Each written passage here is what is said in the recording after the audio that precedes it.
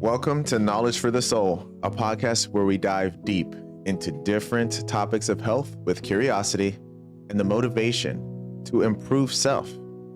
The discussion of these topics is conducted with the goal of educating and promoting the integration of learned information to improve life outcomes on a personal level. We discuss how the new information can be beneficial through looking at key perspectives: the physical perspective, the psychological perspective, and of course, the spiritual perspective. I invite you to join me on this journey to better self-understanding. While I cannot promise comfort when on this journey, I can promise the opportunity for enlightenment and self-reflection. Most of us want to do our best. We want to be operating at our best. And this podcast, what makes it special and amazing, I think, is that it helps provide you the tools to take advantage of that opportunity, okay? So today, we're going to be talking about unhealthy dynamics in relationships. Sort of a hot topic if you think about it. Right. I chose this topic because it's impactful and we can cover relationship quality because relationship quality is one of the strongest predictors overall in regards to physical, mental, and emotional health, often more influential than diet or exercise or even genetics in many studies. Choosing this topic allows the delivery of content that can genuinely extend life expectancy and reduce disease risks and improve the quality of life. All right, so let's define the topic, shall we? Unhealthy dynamics in relationships refer to reoccurring patterns of behavior, interaction, and emotional exchange between individuals that are detrimental to one or both parties' well-being. These patterns erode trust, respect, safety, and mutual growth, often leading to chronic stress, emotional drain, or physical harm. Unlike occasional conflicts in healthy relationships, which can foster growth through resolution, unhealthy dynamics involve persistent imbalances, negativity, or control that make the relationship feel unsafe or unsustainable. From a psychological perspective, these dynamics often stem from attachment theory. Early childhood experiences, they shape adult attachment styles, i.e. secure, anxious, avoidant, or disorganized attachment styles. I refer to what I believe is episode 9 of my podcast series regarding attachment styles for more information. Insecure attachment styles, they frequently manifest unhealthy patterns, such as fear of abandonment, which in the anxious attachment style can lead to clinginess. Emotional unavailability, which can cause withdrawal, as you can see in avoidant attachment styles, or a chaotic push and pull behavior, which you can see in the fearful disorganized attachment style. And all of these are rooted in trauma or experiences that occurred oftentimes during childhood. These create cycles where one partner's needs go unmet, triggering reactivity and reinforcing dysfunction. And think about this. If you have one person with an unhealthy type of attachment style and meeting another person with an unhealthy attachment style, well, then you're going to see different things going on at the same time. Instead of just maybe one person, you're seeing things come from one person. Meanwhile, the other person is stable. You will see two unstable individuals interacting, causing a clutter of different unhealthy behaviors, which can make it hard to sort through the exact cause, nature, and origin of those reactions and behaviors, but it's not impossible. Okay, so let's talk about it. Unhealthy dynamics can appear in romantic partnerships, family ties, friendships, or work relationships. They are not always overt. They can be subtle and progressive, and often normalizing over time until they cause significant harm. Common signs and examples of unhealthy dynamics: power imbalances and control. One person dominates the decisions and monitors the other's activities, for example, checking phones, restricting social interactions, or uses guilt or manipulation to enforce compliance. For example, if you don't do what I'm going to say, I'm going to hurt myself. That's using guilt and manipulation to enforce compliance. A partner, also an example of power and balance control, can isolate you from friends and family, claiming it's for us, which is creating a dependency. Another example would be in poor communication and emotional neglect, frequent criticism, stonewalling, and avoidance of honest discussions. For example, one partner dismisses the other's feelings, saying things like, "You're overreacting," leading to unresolved resentment. Another example that we can talk about in unhealthy dynamics is emotional and verbal abuse, name calling, belittling, gaslighting, making the other person doubt their reality, or constant blame. For example, "You're too sensitive" becomes a tool to invalidate emotions and maintain control. Jealousy, possessiveness, and insecurity, extreme monitoring, accusations without basis, often tied, to the anxious attachment style. For example, demanding constant reassurance or restricting the other partner's independence are some examples of that jealousy, possessiveness, and insecurity. Codependency or enmeshment. One partner sacrifices their needs or identity for the other, leading to a burnout. For example, always prioritizing the partner's moods over your own well-being, blurring personal boundaries. Isolation and dependency could be an unhealthy dynamic, discouraging outside support or fostering over-reliance. For example, a family member guilt trips you into constant availability, preventing personal growth. Another example of unhealthy dynamics could be cycles of highs and lows. Intense affection followed by withdrawal or conflict, common in anxious avoidant pairings. For example, love bombing, overwhelming affection early on, followed by cold distance. Okay, lack of accountability and respect is another element of an unhealthy dynamic. Refusing to apologize or change harmful behaviors. Example, repeated excuses for disrespect without efforts to improve, right? So these are different signs and examples, right, of unhealthy dynamics that we've just went over. Feel free to review as needed. Now let's explain the topic of unhealthy relational dynamics in greater detail. Unhealthy relational dynamics, right? They encompass persistent patterns of interactions that undermine the emotional, psychological, physical, or spiritual well-being of one or more individuals involved.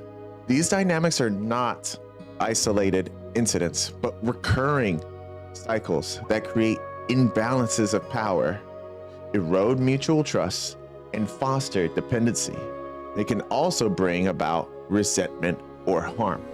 They manifest in any type of relationship, which could be romantic, familial, platonic, or professional.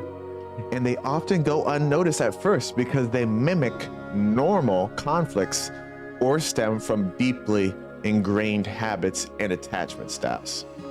At their core, unhealthy dynamics violate the foundational principles of healthy relationships: equality, open communication, empathy, and support for individual growth, right? So these are the foundational principles of healthy relationships that are violated.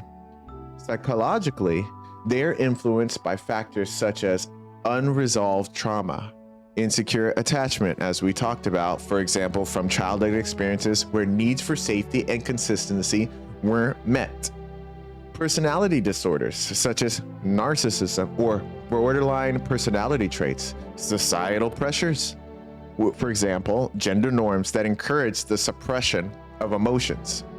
Over time, these patterns activate the body stress response system, leading to chronic activation of the sympathetic nervous system, which we talked about in earlier podcasts. Has to do with the excitement part of the nervous system. As you can see right now, I'm very animated, so you can say that my sympathetic nervous system is certainly active.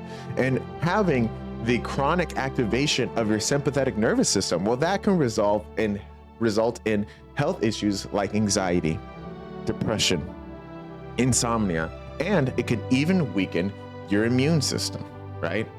To understand this in greater detail, let's break it down into key components, underlying causes, specific types with in-depth examples, long-term effects, and strategies for recognition and change. I'll include real-world examples drawn from common scenarios, psychological research, and cultural references to illustrate how these dynamics play out.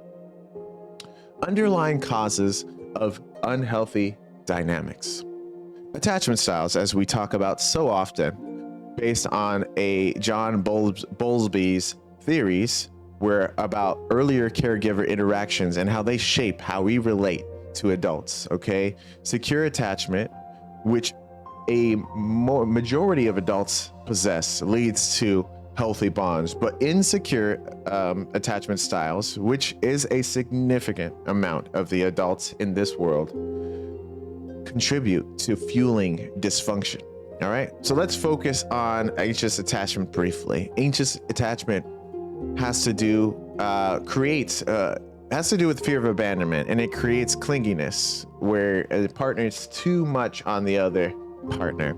Avoidant attachment, fear of intimacy results in emotional distancing, so pushing away, coldness, think of those things. Disorganized attachment is a mixture of both. Get away from me, now come back, for example, is one of the core elements of this type of attachment style. All right. Other causes of unhealthy dynamics have to do with power and control issues, right? Influenced by societal factors, such as, for example, patriarchy, which is definitely on the hot seat. You could see it all over on social media, right? That is the reason why that's often in the hot seat is that power, control, and imbalance issue that has been associated with patriarchy, and I would say historically, and many would argue currently, okay? Or economic disparity. There's economic disparity as well, which can lead to power and control issues where one person seeks dominance, right? Other elements, right? Other causes of unhealthy dynamics can be seen in unresolved personal issues. Mental health challenges, for example, untreated depression, addiction, right? Alcoholic abuse or other type of addiction, past abuse as well, right? Unresolved personal issues. These can project onto the relationships that you are attempting to hold today or that others are attempting to hold with you today, right? So keep that in mind. Other potential causes of unhealthy dynamics include cultural or environmental factors, right? Norms that normalize jealousy and passion or silence as strength. They can perpetuate harm, right? And yes, the familiarity of it all, right? Familiarity as well, especially when it comes to unresolved personal issues or cultural factors. All these things can be familiar. You could have been raised in dynamics where this is normalized to you, but familiarity and comfortability doesn't necessarily equate to healthy dynamics in relationships, which is why ultimately, even if you have those elements, which allows for you to remain in these unhealthy dynamics for extended periods of times, ultimately it's doomed to fail because they're not sustainable. And we'll go into that a little bit further as we go, right? So that piece of evidence right there, that piece of information about it being unsustainable and how comfort and familiarity do not change that fact. It's for the people who don't want to put forth the effort, or for the avoidant people who want to act as if these elements are not true and existing in relationships that they have or are involved in contributing to, because you will have to face the music, so to speak, right? These unhealthy underlying causes of these dynamics create a feedback loop, okay? The dynamic starts subtly and reinforces it through repetition, right? And let's talk about the nervous system, what's going on in the brain with these repetitions. Neuroplasticity, remember, the brain is sort of like clay and gets molded depending on what you're doing, right? So the neuroplasticity is reinforced through the repetition, strengthening the neural pathways for conflict. And then the conflicts become habitual, right? And become second nature and can even feel wrong if not acted upon, right? Specific types of unhealthy dynamics with examples. Here are some expanded categories, each with detailed explanations and examples. These are informed by resources that are publicly available for you all. And a lot of it has to do with interpersonal communication, right? So criticism, right, is one element here that we want to talk about. That is a specific type of unhealthy dynamic. Criticism has to do with when you insult someone with no evidence that you can use to build off of. So if I tell you you're a piece of shit, right? That doesn't really help you, right? But if I say, hey, I think that the fact that you leave the door open in the house is something that can allow for dirt or something to go into the room, and I don't, so I'd like you to stop, and that's why I don't like it. That's constructive criticism, right? I mean, that was a terrible example, but that's constructive criticism. So you see the difference between criticism and constructive criticism. Criticism in itself is a unhealthy dynamic, right? Real and healthy relationships feels unreal, not normal.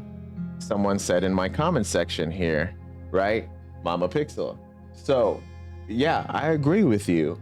Real and healthy relationships feel unreal, not normal.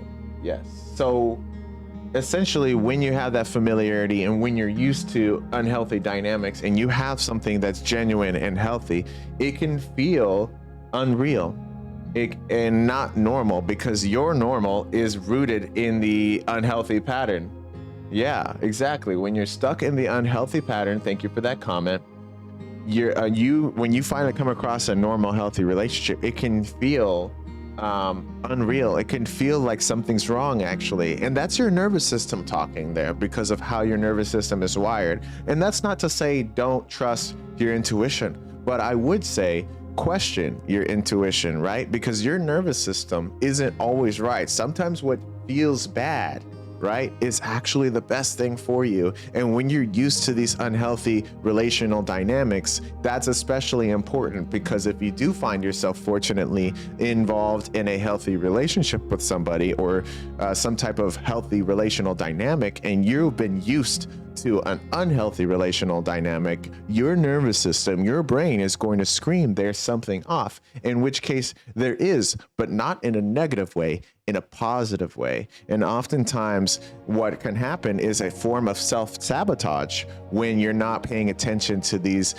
signals and really questioning your intuition, right? Because we're flawed, okay? The human brain is not a perfect operating system, right? There are different things about it that could lead us in the wrong direction. So paying attention and thinking about these things is absolutely important. Okay, another comment. Breaking the pattern is like going to the gym. To be able to make it better, you have to break the muscle so it rebuilds.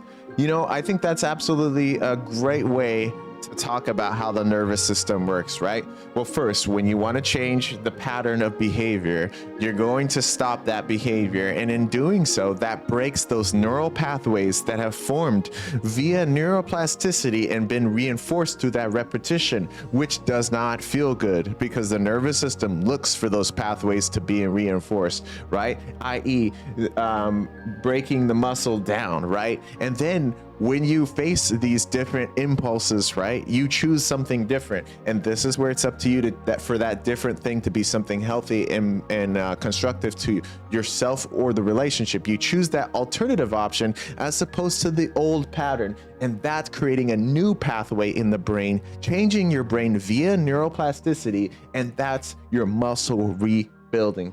Excellent comment. I appreciate that. Keep them coming if you got them. All right, so let's talk about emotional abuse and gaslighting. You see it all over social media. Let's talk about it. Let's discuss it a little bit, right? So, what is that? This involves subtle or overt manipulation to undermine one's sense of self, reality, self-esteem, or autonomy. It often escalates gradually, making the victim question their perceptions, which is gaslighting. Okay, neurologically, it heightens amygdala activity, which is your fear response, which leads to hypervigilance, right? For example, in a romantic relationship, partner A constantly rewrites events. I never said that. You're imagining things because you're too emotional. Over time, partner B, well, they doubt their memory, becoming dependent on partner A for truth. A real-world parallel can be seen in celebrity cases like, for example, the Amber Heard and Johnny Depp trial of 2022, where mutual accusations of gaslighting highlighted how it eroded trust. In families, a parent might gaslight a child. You're not hurt, you're just being dramatic, fostering lifelong self-doubt, right? Let's read another comment, okay? You can see the comment says, most common in narcissistic personalities, the famous skills trip. And they're referring to emotional abuse and gaslighting. So yes, you can see in narcissistic relationships, emotional abuse and gaslighting, right? And usually, not always, there's multiple motivations for this sort of behavior, but a lot of it has to do with avoiding accountability, okay? I believe it is episode 8 of my podcast where I discuss accountability. And emotional abuse and gaslighting is one of the primary methods that people will use to prevent facing accountability for their actions. And remember, when I talked about accountability in that podcast, episode 8, it's not about blame, right? It's about acknowledging the areas of improvement, right? But those who use these tactics to prevent accountability oftentimes do so for fear of blame, which a mature person, if you're a mature person holding someone accountability, it's not about blame. It's about being able to objectively reflect on actions and their impact so that the other person has an opportunity to improve. And it is also about fostering closeness at the end of the day, because when held accountable, right, these conversations actually bring people closer together, right? So yes, projection of people's own actions, right? So as mentioned earlier here, and thank you for that comment, as mentioned earlier here, a lot of the unhealthy relational dynamics elements, right, with people have to do with them projecting their own feelings or their own unresolved issues into other relationships, as we talked about a little bit earlier, right? So let's talk about codependency and enmeshment. That's another specific type of unhealthy dynamic with that exists that we want to talk about. So we talked about emotional abuse and gaslighting, which is one type of specific unhealthy dynamic, codependency and enmeshment, okay? In codependency and enmeshment, okay, well, let's talk about what enmeshment is, right? Enmeshment means that you are so involved with someone that the schedules line up so closely that you're around this person all the time, and you guys are completely dependent on each other, and no one person moves without the other person either approving or agreeing with that. So there's no separation, right? And you can see this in family dynamics and other types of relational dynamics, and it's really unhealthy. Why? Okay. Well, let's detail what is codependency and enmeshment. Well, it's when boundaries start to blur, with one person sacrificing their identity to fix or enable the other, right? This stems from anxious attachment and creates resentment, and needs are unmet. It prevents personal growth as the relationship becomes an emotional crutch. So oftentimes codependency and enmeshment is a crutch for preventing the real work that needs to be done on a personal level. And you use the other person, and you guys could potentially be using each other to prevent personal growth. And that harms both of you in the long run. Another comment says, sounds like the ADHD relationship starts. Yeah, that's an element that can play in unhealthy dynamics as well.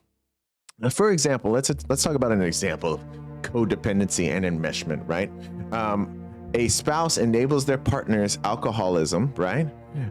By covering absences at work or making excuses to friends, right? All while neglecting their own hobbies or mental health. This mirrors the dynamics in films like Requiem for a Dream, where characters' enmeshments lead to mutual destruction. In friendships, one person might always be the therapist, listening to endless complaints without reciprocity, leading to a burnout, right? So that's another specific type of relational dynamic to be aware of: codependency and enmeshment, right? So let's read another comment. That's not a relationship, that's more of a transactional relationship. Well, yes, in codependency and enmeshment, you have barriers to intimacy between the two people, because you cannot be truly intimate without allowing for that personal growth and separation. And in codependency and enmeshment, you often have feelings of resentment or burnout, and ultimately the relationship is not sustainable through a lifetime, even if people come up with absolute reasons why they're this close, right? And I've seen it personally. So yes, you're absolutely right. Thank you for that comment. It is not a real relationship. It's more of a transactional relationship, and it's limited in emotional and intimacy capacity. Let's talk about another specific relational dynamic that's unhealthy: jealousy and possessiveness, right? We can all relate to these aspects on one level or another, and that's rooted in insecurity, right? This involves controlling behaviors like monitoring social media or restricting freedoms. It activates chronic stress as the jealous party lives in fight or flight while the other feels trapped. For example, a partner demands all password to all accounts and accuses infidelity over innocent interactions like talking to a coworker. This is common. You can see this in teenage relationships, but you see this in all kinds of relationships, right? And social media amplifies it, right? Studies from the CDC show 1 in 12 high school students experience digital dating abuse, right? Which we're not going to go into the definition of that, right? But we're talking about jealousy and possessiveness. So we're talking about utilizing the digital and the internet to monitor somebody and being jealous and possessive through that, all right? A cultural example is from Othello from Shakespeare's play, whose unfounded jealousy destroys his marriage, right? So jealousy and possessiveness is a specific type of unhealthy dynamic. Comment. Speaking of comment, that's based on a lack of confidence. Oh, yes. And if you don't have self-confidence, you can't really trust anyone else. Yes, I would say there's a lack of self-esteem associated with jealousy and possessiveness, but also a fear of powerlessness as well is another driving factor, right? Because at the end of the day, you don't have the power to control another person's actions, right? But some people, instead of facing the fear and that sense of powerlessness that comes with that acceptance, they try to double down, right?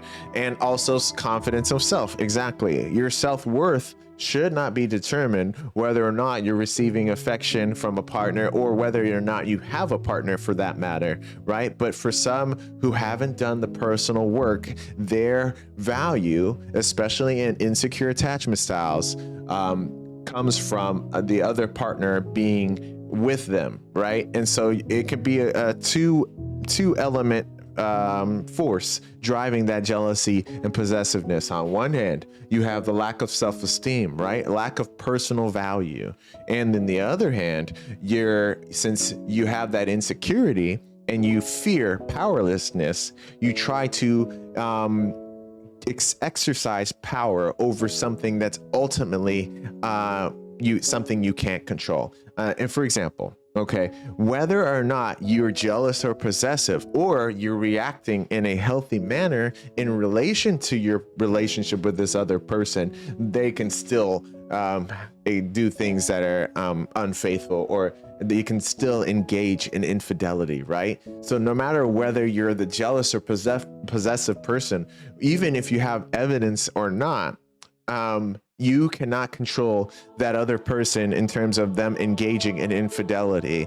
That's going to be on them, and also related to their character, their own attachment issues and their own personal growth as well. And that's not something that you have control over, right? That being said, I'm not preaching acceptance of those things, but it's important to understand how a jealousy and possessiveness is an unhealthy specific dynamic that has to be monitored and ultimately eliminated from a relational dynamic if it is to be healthy. Another comment says, usually jealousy and possessiveness will push that other person to do what that jealous and possessive person is fearing. It could, but in my opinion, I do believe that the other person, what they do is accountable to them. So yes, you can say it's a factor that pushed someone being jealous or possessive of me, pushed me to be unfaithful. But ultimately that unfaithfulness still is something I have to be accountable with. But yes, it could, if let's say somebody who is the victim of a jealous and possessive partner has unhealed parts of themselves, right? That person being jealous and possessive could exacerbate unhealthy, unhealed parts of myself, leading to infidelity. So it could exacerbate already existing personal flaws in my attachment style or even self-esteem, leading to needing or taking advantage of the opportunity of infidelity. I would say yes. Another comment says accountability works both ways. 100% works both ways, and what one person does not spill over to what another person does. We all have our accountability, right? So what I'm accountable for, what anybody's accountable for, is what they're doing. What other people are accountable for is their reactions and what they're doing. Yes, of course they're connected, but that does not absolve accountability. And honestly, it doesn't help anybody with personal growth when they look at other people's actions as the reason for their own actions. There's nothing to learn when looking at life or even accountability through that perspective. Another specific unhealthy dynamic that we can look at is stonewalling and emotional withdrawal. All right. Example, one person shuts down during conflicts, refuses to engage, or cries without any words or explanation, right? Which leaves the other person feeling abandoned and disconnected. Avoidant attachment, you can see this often driving this pattern. As vulnerability feels threatening, it leads to emotional isolation and unresolved issues piling up, right? And this pile up can lead to an eventual eruption, which we'll talk about later. For example, during arguments, a family member walks away or gives the silent treatment for days, forcing the other person to beg for reconciliation. In workplaces, a boss might ignore an employee's concerns, leading to a high turnover. Research from the American Psychological Association links this to increased depression rates in marriages, right? So stonewalling, right, and emotional withdrawal are ways to avoid things that people are often fearful of, such as vulnerability, such as discomfort, which is essential in healthy dynamics, being able to stay present and have those uncomfortable discussions, which ultimately foster in greater intimacy and personal growth, and then mutual growth between both people, right? Another specific unhealthy dynamic that we can talk about is criticism and contempt. Instead of addressing behaviors, attacks against the character's target, right? You're lazy. I need help with chores. Contempt as disdain, like eye rolling or sarcasm, predicting divorce rates, right? With high percentages, right? And high accuracy. So that's important to understand that criticism, contempt is a specific type of unhealthy dynamic to look at. Let's look at another comment. Uncomfortable conversations makes us grow. Yes. Uncomfortable conversations are part of relationships. Learning to sit with the discomfort is important for growth in relationships, but also in general. Anytime you try something new, you're going to be uncomfortable at first. So understanding that discomfort is part of relationships is also important for understanding how discomfort plays a part in being able to grow and learn different things. So your bottom line, even if you were to try to avoid the discomfort in relationships, you cannot or should not avoid discomfort outside of relationships either, because then you're going to stay stagnant and you're not going to be growing, which is to each their own. But my interest here in this podcast is everyone living their absolute best and having the tools to live their best, happiest, healthiest life, right? So if you're interested in doing any of those things, you're going to want to learn to sit with discomfort in your relationships and out of your relationships. And the sooner that you start doing that, the easier it's going to become, because being selective for when you are okay with discomfort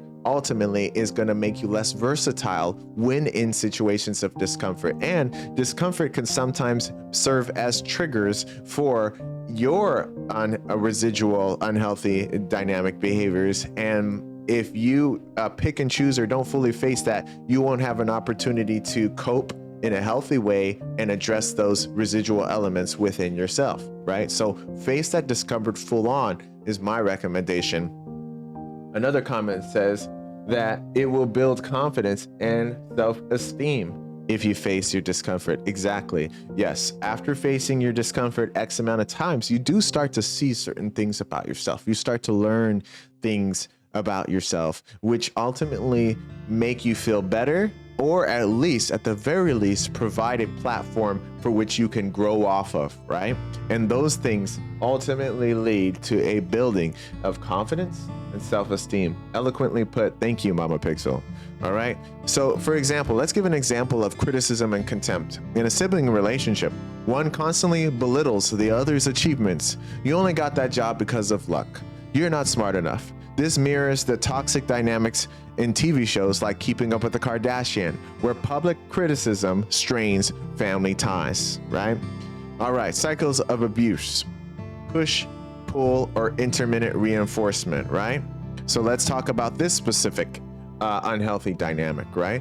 Alternating affection, right? Hostility create addiction-like bonds via dopamine highs and lows, similar to gambling, right? Disorganized attachment thrives here as inconsistency feels familiar from chaotic upbringing, okay? So when there's alternating affection and hostility, right? The brain is looking for that high and it doesn't know when it's going to get that high, but it's searching. And that's where that similarity to gambling and the addiction of gambling connects, right? And when you have a certain attachment style or you end up in this cycle, you can get addicted to the chaotic element, the chaotic aspects of this dynamic. And if you grew up in this, it can feel familiar, even comforting, although on the body, you're undergoing a tremendous amount of stress. All right, let's give an example. A partner is loving and attentive after fights, the honeymoon phase, but soon reverts to anger and neglect. This is evident in domestic violence cycles as documented by the National Domestic Violence Hotline, where victims stay due to hope for the good times.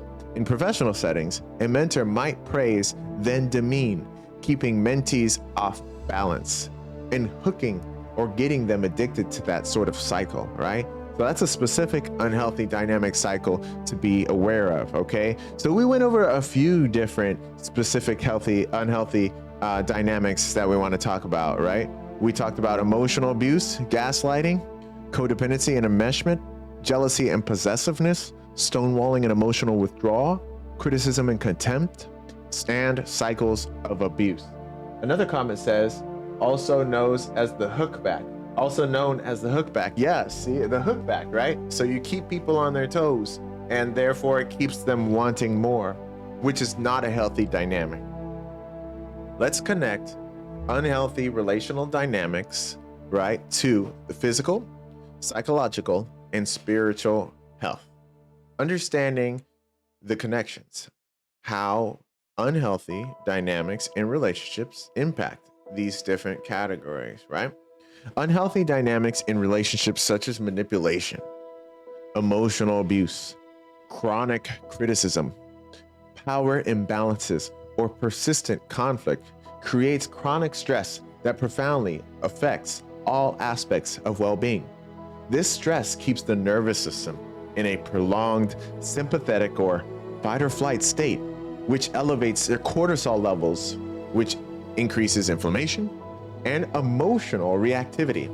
Over time, these effects compound, leading to measurable harm across physical, psychological, and spiritual domains.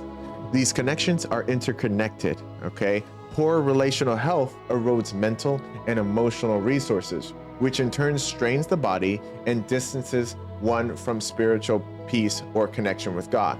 Conversely, addressing these dynamics through boundaries, support, or exit strategies can restore balance and foster healing, okay? Physical health. Unhealthy relationships trigger chronic physiological stress, which harms the body. Some key impacts include cardiovascular issues. Chronic relational conflict raises blood pressure and increases heart disease risk, right? Studies show hostile marriages can elevate heart attack risk by up to 34%, with elevated cortisol contributing to inflammation and artery damage. Immune system weakening. Prolonged stress suppresses immunity, slowing wound healing, increasing susceptibility to infections, and exacerbating conditions like, for example, irritable bowel syndrome or autoimmune diseases, right? Other problems include sleep and digestive problems. Constant anxiety disrupts sleep quality, leading to fatigue and digestive issues like stomach pain or ulcers from the heightened stress response. Overall, long-term impact, right? The Harvard study of adult development, right, which was an 85-year-old longitudinal study, found that poor relationship qualities predict shorter lifespans and worsen physical health in old age more so than cholesterol or other factors. Toxic dynamics act like social smoking, accelerating aging and disease. These effects stem from the body's inability to enter restorative rest and digest, which is the parasympathetic, which is where you relax, states, leading to systemic wear and tear. So those are some of the elements, right, that how an unhealthy dynamic can affect you on a physical level, right? Let's talk about psychological health, right? The mind suffers profoundly from ongoing negativity in invalidation and unhealthy dynamics, right? So psychologically, this is not good and often manifests as anxiety and depression. Constant unpredictability or criticism heightens chronic anxiety. Walking on eggshells, for example, it lowers your self-esteem and increases your depression risk significantly. Gaslighting erodes reality testing and fosters self-doubt. Okay, PTSD-like symptoms also can emerge through unhealthy relational dynamics. Emotional abuse creates trauma responses, including hypervigilance, flashbacks, and emotional numbness. Long-term exposure can triple the risk of psychiatric conditions. Low self-worth and isolation. Repeated belittling or manipulation leads to feelings of worthlessness, social withdrawal, and difficulty trusting others, perpetuating cycles of insecurity. Emotional exhaustion. The nervous system overloads, it drains energy, leading to burnouts, mood swings, and reduced cognitive function, right? So psychologically, these dynamics, they hijack the brain's fear centers, the amygdala, while weakening areas for rational thought, the prefrontal cortex, making it harder to escape or heal without intervention. So you can see how unhealthy relational dynamics are sort of like keeping the brain slow and not operating at its fullest capacity. You can see how that affects things and how important it is to be aware and cognizant of how unhealthy dynamics affect your psychological health, right? Now let's talk about your spiritual health and wrap this podcast episode up. Unhealthy dynamics can deeply affect one's sense of inner peace, purpose, and a connection to life's deeper meaning. Even outside of the religious framework, this dimension includes personal growth, self-transcendence, and a feeling of alignment with one's values or the universe. Some elements that are affected spiritually through unhealthy dynamics include erosion of inner peace. Chronic stress blocks states of calm and clarity, replacing them with anxiety, resentment, or emotional turmoil that disrupts mindfulness, presence, and overall life satisfaction. Hindered personal growth and connection.